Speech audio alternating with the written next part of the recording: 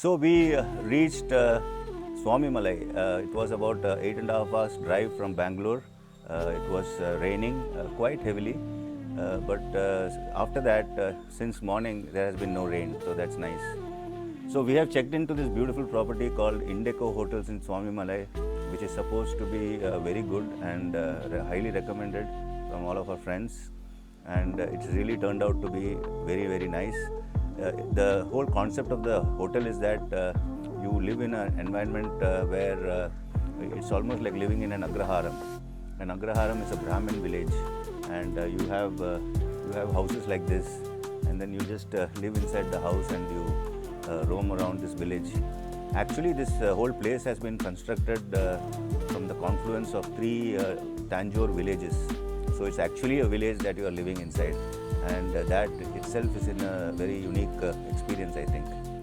We are not living in this house. Actually, we are living in another block, and that is some palace suite or something.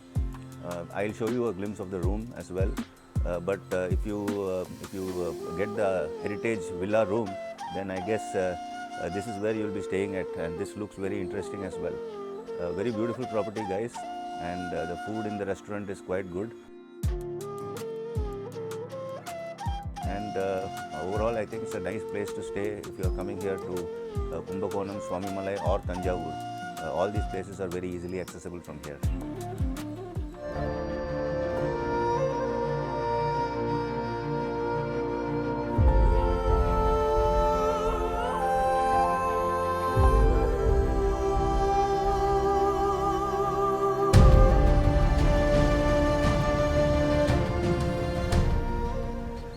So, good morning, guys. The first stop that we are going to do in the whole series of Kumbakonam temple visits is at this temple called the Airavateswar temple, and this place is in Parasuram, which is one of the most famous temple complexes in Kumbakonam.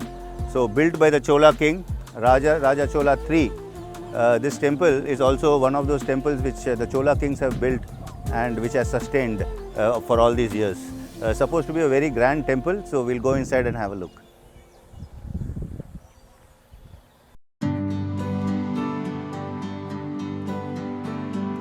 Om Hrim Hrim Saraswate Namaha. Om Hrim Hrim Saraswate Namaha.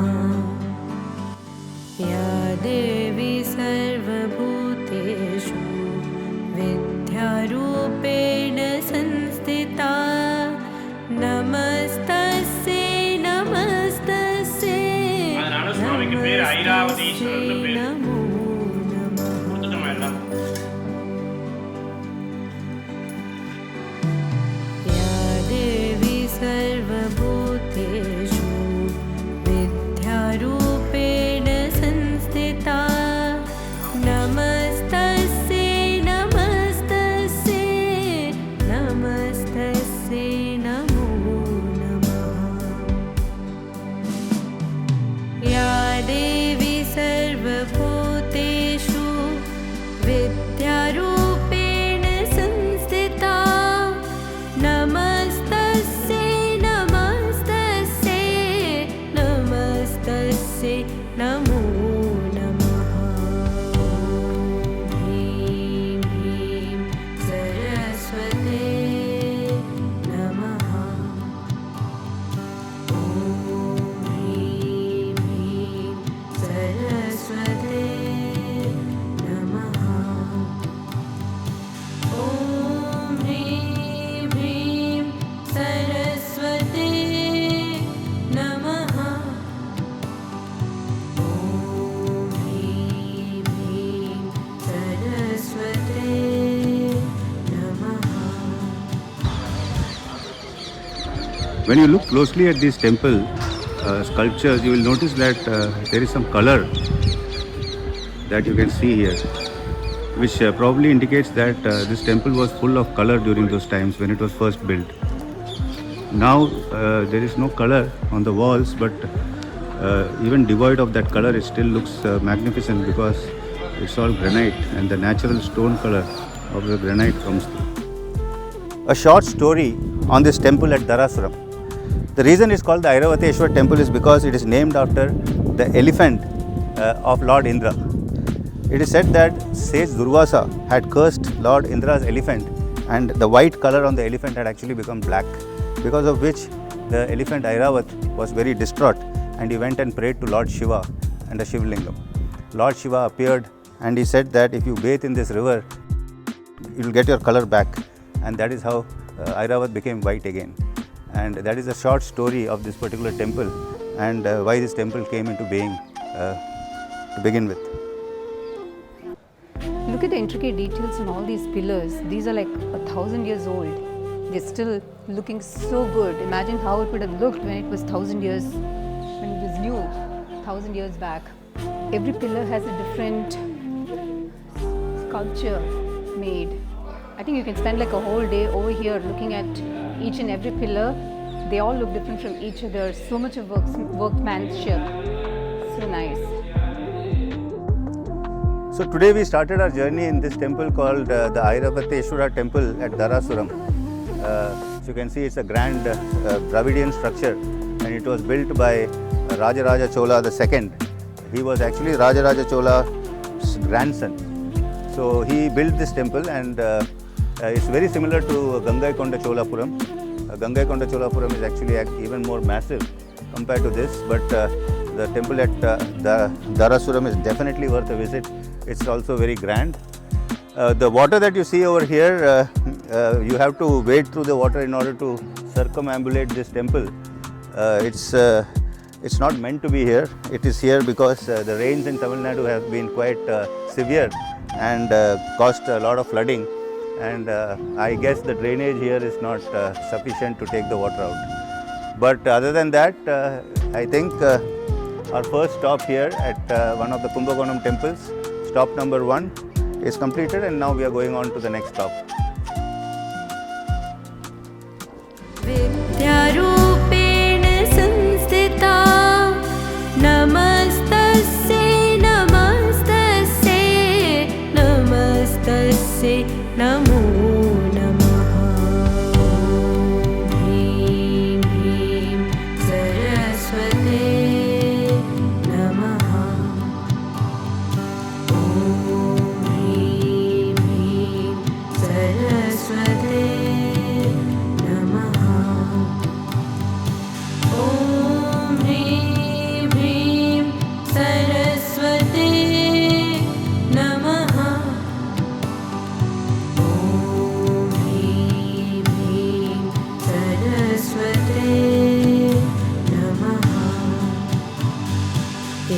देवी सर्वभूतेषु विद्यारूपेण संस्थिता नमस्तस्यै नमस्तस्यै नमस्तस्यै नमो नमः या देवी सर्वभूतेषु विद्यारूपेण संस्थिता नमस्तस्यै Namo Namah. Friends, you are now on the soil on which the late Hindu pontiff Sri Shankaracharya once chose to live. In line with his thoughts, we have not only attempted to create a unique atmosphere but also ornate the location with values that offer peace and harmony to all of us. The ambience still radiates the values of this great saint. Believe me, you can feel every pillar, every flower, and even every granule of sand radiating that aroma. So we are now entering the house, and this is where the Hindu pontiff he spent his final days. And here is a picture of him.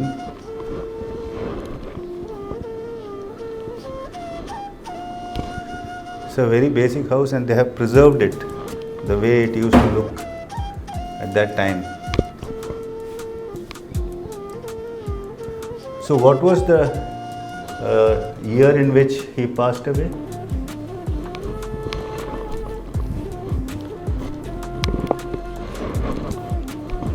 I think 1994. 1994, that could be right.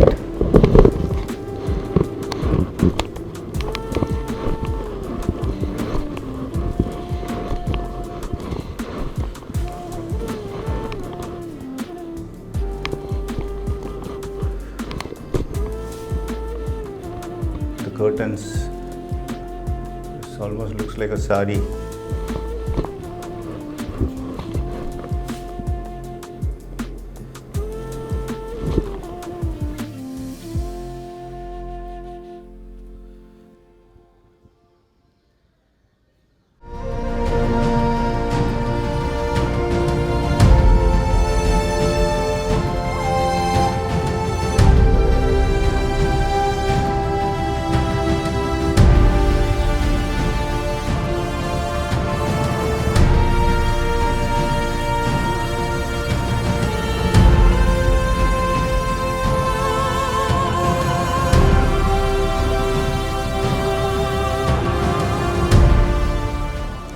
Stop number 4 in Kumbakonam is the Sarang Pani temple. This is the biggest Vishnu temple in Kumbakonam.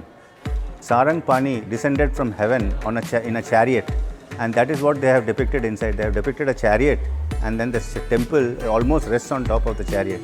So that is a unique feature of this particular temple. And once you enter the dark room, you will see Lord Vishnu, who is in a sleeping pose. A huge statue of Lord Vishnu in a sleeping pose. I don't think we can take pictures inside, so I will not be able to show you the deity, but it is supposed to be one of the grandest Vishnu temples in Kumbakonam.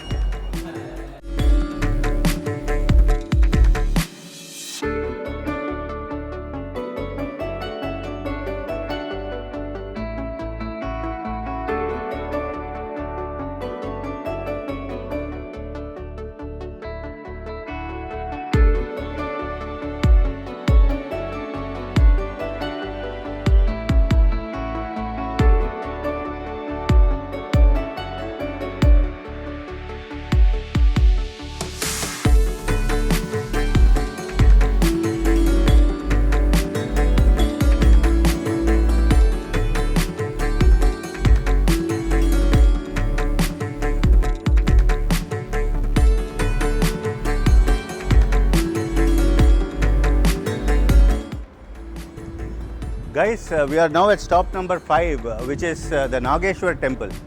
Just like Sarang Pani temple, this temple is also actually driven by a chariot. And the difference between the Sarang Pani temple and this temple is that was a Vishnu temple, and this one is a Shiva temple, also built in the 9th century by the Chola dynasty. One of the unique features of this temple is that the sunlight falls directly onto the lingam for 3 days in the month of April and May, the Chittirai month in the Tamil calendar. So the temple has been oriented in such a way that the sunlight percolates through and falls directly on the lingam. A lot of devotees gather during that time in order to be more spiritually enhanced when they are praying to the lingam.